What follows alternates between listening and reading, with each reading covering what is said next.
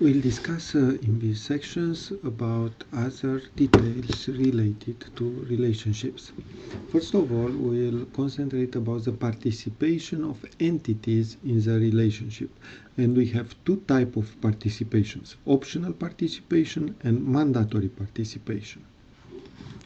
Optional participation of an entity in the relationship means that the entity may or not be present for a related entity instance occurrence.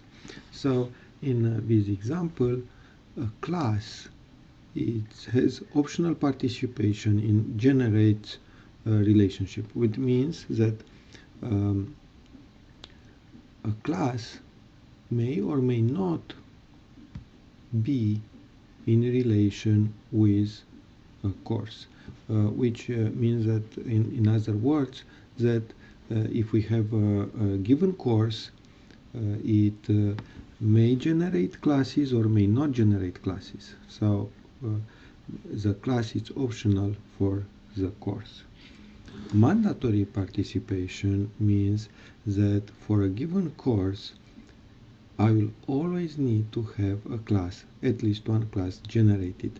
So a class is mandatory for a given course. The existence of a class is mandatory for a given course. Now, graphically, optional participation is shown by this 0 or O, and mandatory participation is shown by this line or 1. Now, course has mandatory participation in both examples, because for a class, always I need a course. A class will be a section of a given course, always. So in both cases, a course has mandatory participation.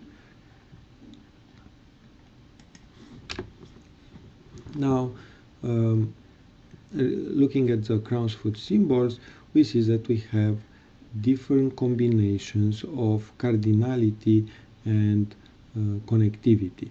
So we have this symbol, which means 0 to n, many, or in other words, that many site has optional participation. We have this symbol, which means 1 to many, as cardinality, and in other words, many site has mandatory participation. We have 1 to 1, which means that the one site has mandatory participation, and we have 0 to 1, which means that the one site has optional participation. Sure, all of these assume that the entity is connected at this part. If the entity is connected in the other part, they will be mirrored. Now, looking at these examples, we have a one-to-many relationship between course and class has optional participation, course has mandatory participation. Here we have one-to-one relationship between employee and department, and employee manages a department, and both of them have optional participation, because we may have a department being managed by an employee or not.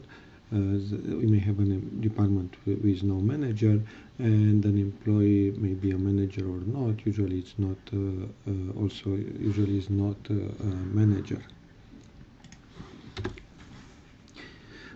Another important classification of the relationship is a degree of relationship. And when the relationship applies to a single entity, it's a unary relationship. And for instance, if we have a relationship that will show who is a manager of a given employee, this will be a relationship between two employees, so between the entity employee to itself.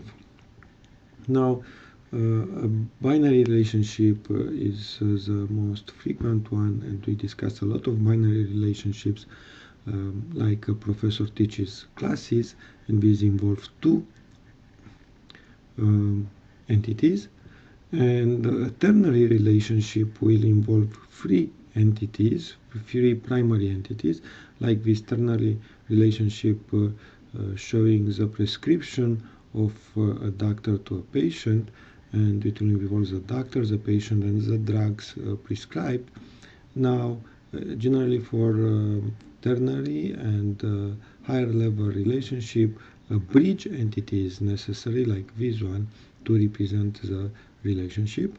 And we see that all these relationships, the ternary relationship is decomposed in three binary relationships and the bridge entity. So as we saw, the degree of a relationship is given by the number of entities or participants associated with a relationship. And to represent many-to-many binary many-to-many relationship or higher degree relationships, we are using bridge entities or composite entities or associative entities. So as in this example, when we have a student enrolled in classes, we may have many students enrolled in the same class and the students enrolled in many classes. So it's a many-to-many relationship, and we have a bridge entity named enroll, which will keep the association between students and their enrolled classes. And as you see, we have one-to-many relationships, and these are used to link the two entities with a bridge entity. Here is how the entity relationship diagram is represented in the relational model with tables. And as you can see, we have the student table, the class table, and the new table, the bridge table, that will be used to link the two tables.